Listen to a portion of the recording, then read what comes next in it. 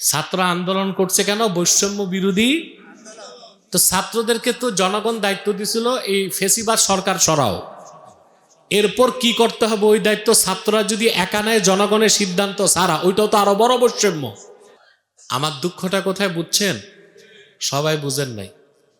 ছাত্ররা আন্দোলন করে জালেম সরাইছে।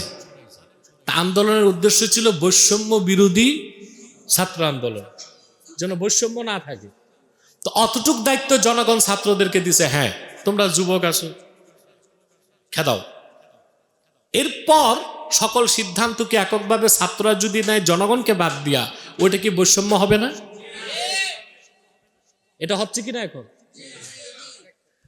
সেজন্যই আমি আমার বক্তব্যে আগ থেকে বলে আসতেছি, 5 তারিখের পর থেকে আমরা একটা আযাব থেকে মুক্ত হয়েছি, আরেকটা আযাব যেন না আসে। দ্বিতীয় আরেকটা জঘন্য কাজ আপনারা করেন। জুমার দিন ইমাম সাহেব মিম্বরে বসার পর ইমাম সাহেব থেকে মাইক নিয়ে কমিটির মানুষ বয়ান করে। আছে? ওই দেখা যায় নেতা একজন ঢুকছে, উনি এসে মাইক নিয়ে বলতেছে যে আমার দাদা সদরুদ্দিন, আমার বাবা বদরুদ্দিন, আমি কলিমুদ্দিন, ঢাকাতে আছি, ব্যবসা করি, আপনারা দোয়া করবেন, এই সমাজ সেবা করি, এই করি সেই করি। এই যে কথাগুলো বলতেছে, সে খারাপ কথা না বললো, এই কথাগুলো বলাও হারাম, শোনাও হারাম। কারণ ইমাম বসে আছে মিম্বরে, ইমাম বসে আছে। হানাফিদের মুফতাবিহি কওল, ওয়া ইদা সাইদাল ইমামু আলাল মিম্বার লা সালাতা ওয়ালা কালামা ওয়ালা সালামা ওয়ালা রাদ্দাস সালাম। ইমাম যখন মিম্বরে উঠে যায় তখন নামাজ পড়া জায়েজ নাই, জিকির জায়েজ নাই, সালাম দেওয়া জায়েজ নাই, সালামের জবাব দেওয়া যে ওয়াজিব তাও জায়েজ নাই। এই যদি হয় হুকুম, এই যদি হয় বিধান, তাহলে ইমামকে বসায়া অন্য মানুষ যে বয়ান করে, কথা বলে, এগুলো কি জায়েজ? এগুলো আপনাদের সংস্কার করতে হবে। কি করতে হবে? আসল জায়গায় সংস্কার নাই, সংস্কার কই কই যেন হচ্ছে। এই যে আন্দোলন হয়েছে সংস্কারের জন্যই তো, কথা বলে না। বৈষম্য বিরোধী আন্দোলন সফল হওয়ার পর দেখতেছি বৈষম্য আরো বেড়ে গেছে। বুঝেন নাই? ছাত্র আন্দোলন করছে কেন? বৈষম্য বিরোধী। তো ছাত্রদেরকে তো জনগণ দায়িত্ব দিছিল এই ফেসিবাদ সরকার সরাও। এরপর কি করতে হবে ওই দায়িত্ব ছাত্ররা যদি একা নেয়, জনগণের সিদ্ধান্ত ছাড়া, ওইটাও তো আরো বড় বৈষম্য। বড় বৈষম্য না? এইটা আর কেউ বলতেছে না বাংলাদেশে। মনে করে যদি ছাত্ররা কোনি দেয়, আমি ভয় পাই না, কারণ আমি নিজে শিক্ষক। আমি ছাত্র ভয় পাবো কেন? আমার ছাত্র মাদ্রাসায়ও আছে, বিশ্ববিদ্যালয়েও আছে, কলেজেও আছে, সব জায়গায় আছে। তো ছাত্র শিক্ষককে ভয় পায়, শিক্ষক ছাত্রকে ভয় পায় না। কোরআন সুন্নাহ অনুযায়ী যা বলতে হবে তাই বলবো, তাই বলে যাব। প্রয়োজনে মৃত্যুকে আলিঙ্গন করতে প্রস্তুত আছি আমরা।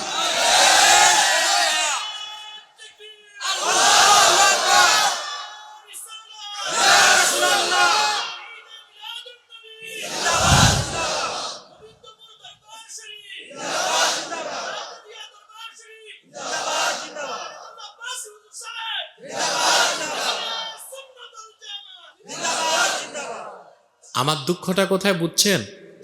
সবাই বুঝেন নাই। ছাত্ররা আন্দোলন করে জালেম সরাইছে।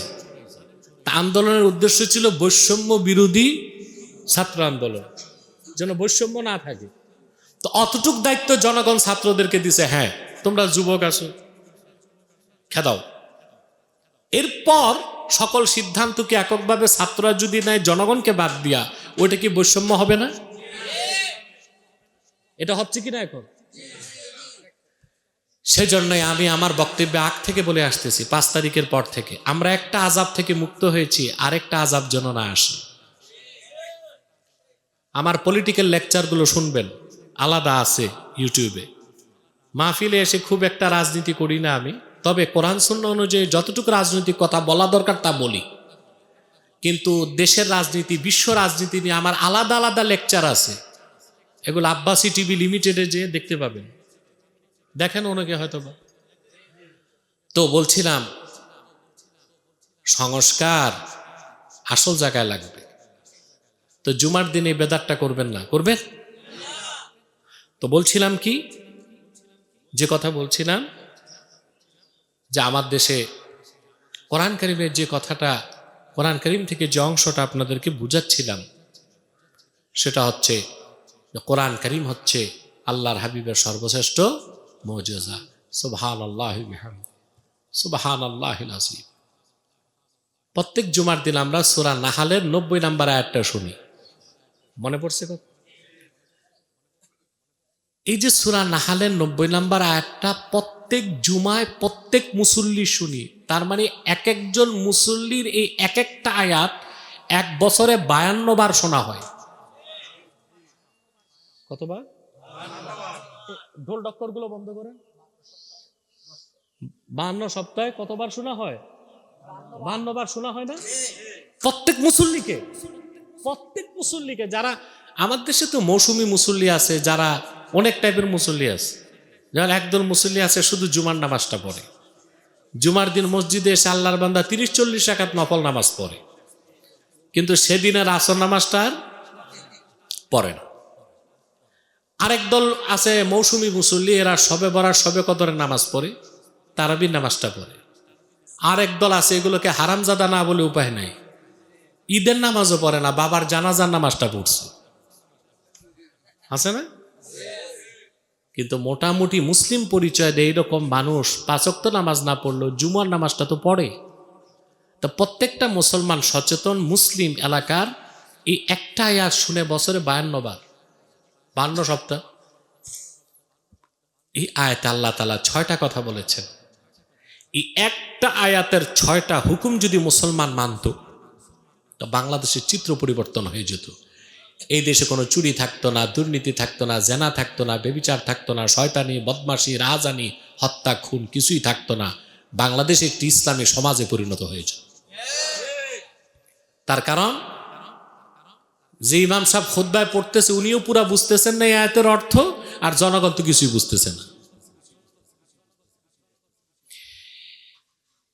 আবার পিছনের দিকে যান, আরবের সেরা কবি ওয়ালিদ ইবনুল মুগীরা আল্লাহর হাবিবের কদমে আসার পরে প্রশ্ন করার আগে নূর নবীজি পড়তে লাগলেন, আমার সাথে পড়েন, ইন্নাল্লাহ ইয়া'মুরু বিল আদলি ওয়াল ইহসানি ওয়া ইতা'i যিল কুরবা ওয়া ইয়ানহা আনিল ফাহশাই ওয়াল মুনকারি ওয়াল বাগয়। কয়টা আদেশ?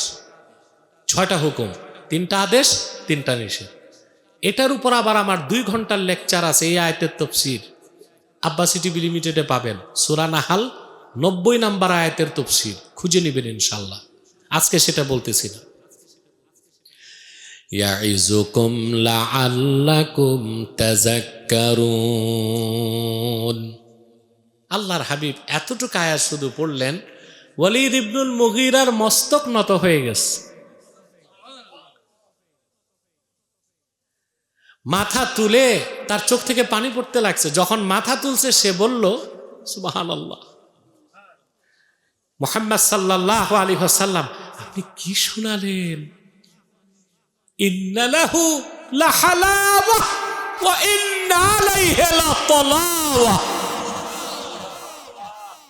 আপনি কোরআন শোনান, এটা এত মজা, এত মধু, আমার হৃদয়ে প্রাচীরকে তো স্পর্শ যেন করে ফেলেছে। আর প্রতিটি শব্দের, প্রতিটি বাক্যের প্রতিটি শব্দ স্বর্ণের পাতার তুল্য। কিন্তু বদকিসমত, ওয়ালিদ ইবনুল মুগীরা যখন আবু জাহেলের কাছে বলল, কথাটা বুখারী শরীফে এসেছে, তা আবু জাহেল বলল, দোস্ত কোরআন শুনছো? হ্যাঁ শুনছি। কই কি বুঝলা কোরআন শুনে? এখন ওয়ালিদ বিন মুগীরা কি বলছে শোনেন। বুখারী শরীফের মতনটা হচ্ছে এইরকম। ওয়ালিদ ইবনুল মুগীরা বলল, ওয়াল্লাহি মা মিনকুম আহাদুন আ'লামা বিল আশআরি মিন্নি। কাবার মালিক আল্লাহর কসম, সারাটি মক্কা মুকাররমায় আরবের মধ্যে আমার চেয়ে বড় কোনো কবি তোমাদের মধ্যে নাই। আমি কাবার মালিক আল্লাহর কসম করে বলছি, মুহাম্মদ সাল্লাল্লাহু আলাইহি সাল্লাম যা তেলাওয়াত করে শুনিয়েছেন এটা মানুষের কথা নয়, আল্লাহর বাণী।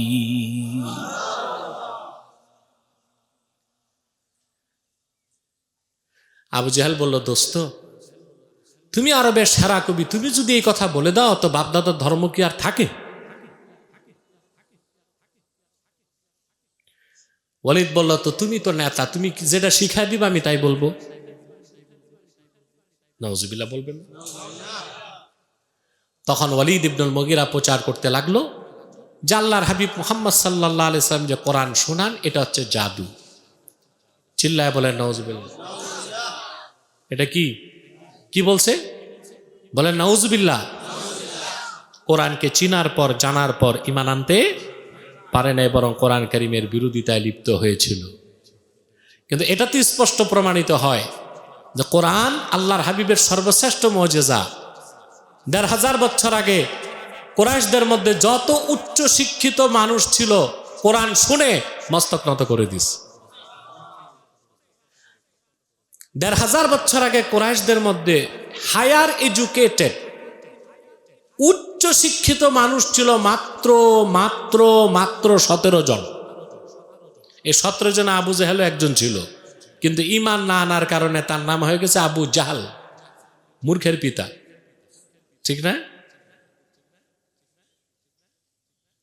আরেকজন ছিল হযরত ওমর। এই ১৭ জন উচ্চশিক্ষিত মানুষের একজন এই হযরত ওমর আল্লাহর হাবিবের কাছে অবতীর্ণ কোরআনের সূরা তাহার প্রথম ৫টা আয়াত শুনেই ইসলাম গ্রহণের সিদ্ধান্ত নিয়ে ফেলেছিলেন। কথা শুনতেছেন? জাহিলি যুগে হজ হতো, আর হজের সময় বাহির থেকে লোক আসতো। একবার হজের সময় আবু জাহেল চিন্তায় পড়ে গেছে, যারাই মুহাম্মদ সাল্লাল্লাহু আলাইহি ওয়াসাল্লামের কাছে যে কোরআন শুনে তারাই তো মুসলমান হয়ে যায়, হজের সময় তো বাহির থেকে লোকজন আসবে, ওরাও যদি মুসলমান হয় তো ইসলাম তার মক্কায় সীমাবদ্ধ থাকবে না, আন্তর্জাতিকভাবে ছড়ায় যাবে। চিন্তায় পড়ে গেছে। আসলে তো আবু জাহেল ছিল বুদ্ধিজীবী। কি ছিল? কাফেরদের বুদ্ধিজীবী। ঠিক না? আপনারা এদিক সেদিক কি তাকান, কি দেখেন? কি ওদিক কি এদিক কি, এদিক তাকান। আর যা দাঁড়িয়ে আছেন বসেন, মুনাজাতের আগে বসেন, সব বসেন।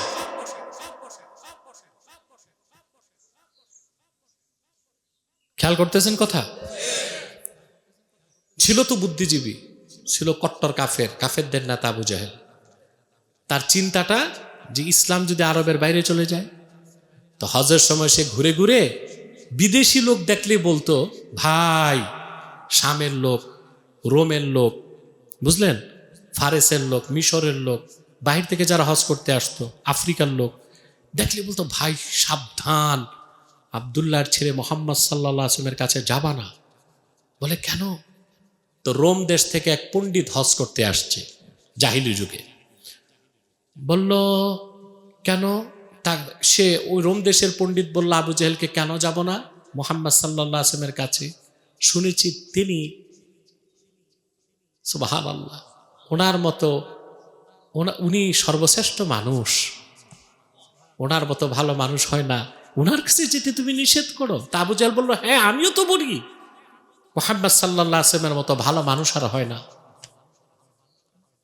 কিন্তু উনি যে কোরআন শোনায় ওটা শুনলে তো তুমি বাপদাদার ধর্ম ছেড়ে দিবা।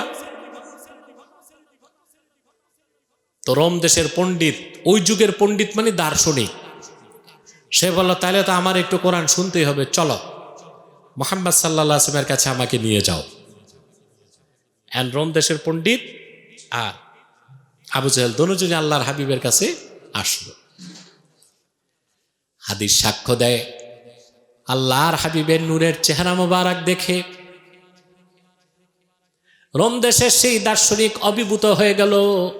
সে আল্লাহর হাবিবের কাছে এসে বিনয়ের সাথে বলল, মুহাম্মদ সাল্লাল্লাহু আলাইহি ওয়াসাল্লাম আপনি মানুষকে কিসের দাওয়াত দেন আমি একটু শুনতে চাই। রাসূলুল্লাহ সূরা আহজাব থেকে কয়েকটা আয়াত পড়তে লাগলেন। তিনি খুতবা পড়লেন, আল্লাহর প্রশংসা আদায় করে সূরা আহজাব থেকে পড়তে লাগলেন, ইয়া আইয়ুহান নাবী ইন্না আরসালনাকা শাহিদাও ওয়া মুবাশশিরাও ওয়া নাযীরা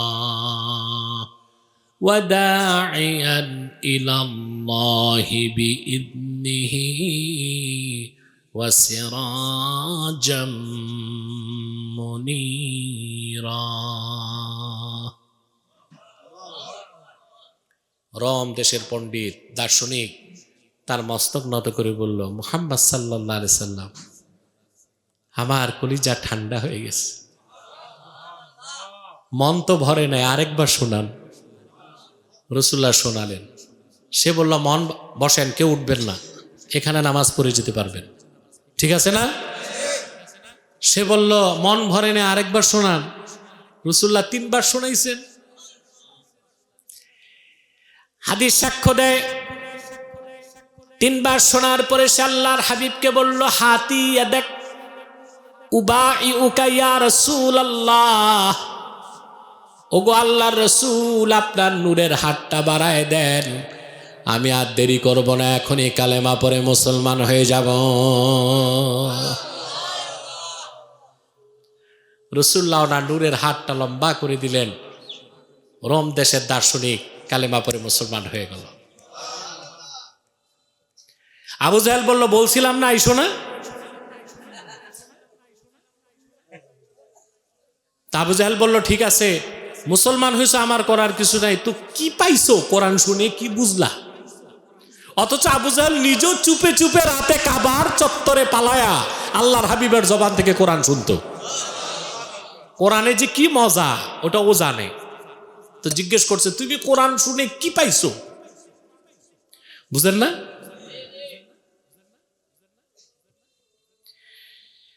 রোম দেশের সে দার্শনিক বলল, ওয়াল্লাহি লাকাদ সামি'তু কাওলাল কাহানা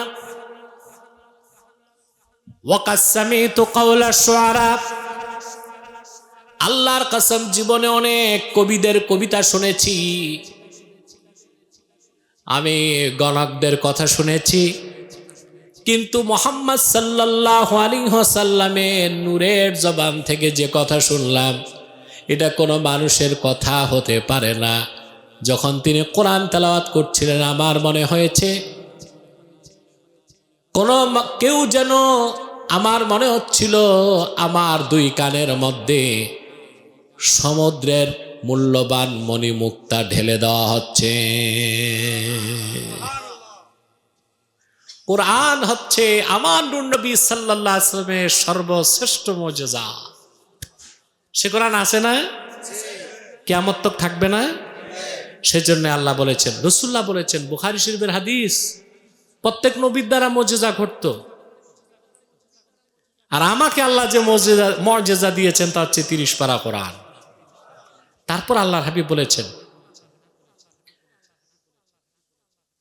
ফাআরজু আন আকুনা আকসারাহুম তাবিআন ইয়াউমাল কিয়ামাহ, আমি আশা করি কোরআন আমার সর্বশ্রেষ্ঠ মুজিজা, সেজন্য কাল কিয়ামতের দিন আমার উম্মতের সংখ্যা হাসর ময়দানে সবচেয়ে বেশি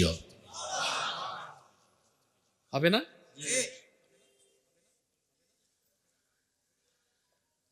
হাদিস শরীফের মধ্যে এসেছে,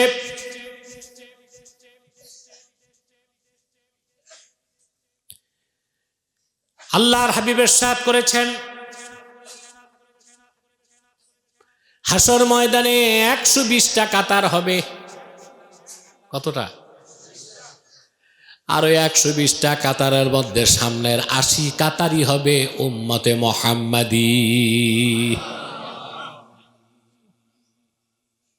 সুবহানাল্লাহ।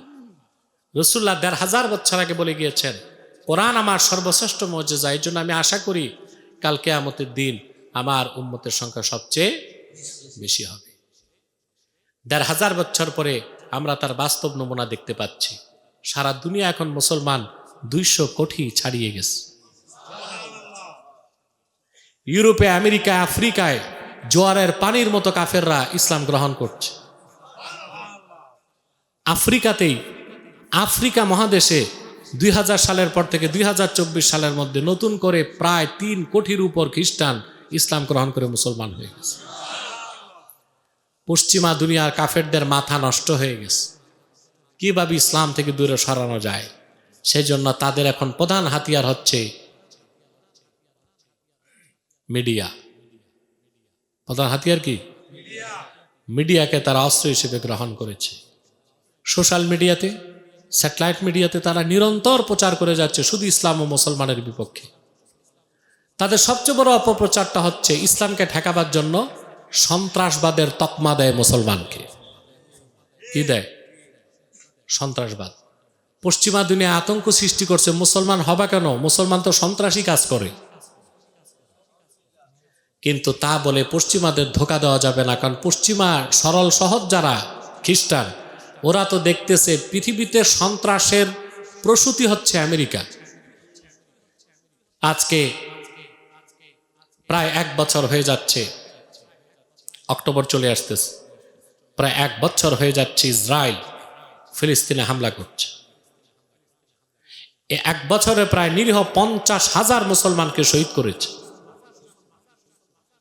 আর তাদেরকে মদদ দিচ্ছে আমেরিকা, ব্রিটেন, দিচ্ছে ন্যাটোর অন্যান্য ইউরোপিয়ান কান্ট্রিগুলো। পৃথিবীর top most terrorist state in the world, an illegal state Israel. এই পৃথিবীর সবচেয়ে বড় অবৈধ সন্ত্রাসী দেশ হচ্ছে ইসরায়েল। ইসরায়েলকে মদদ দিচ্ছে আমেরিকা, ইউরোপ, ঠিক কিনা?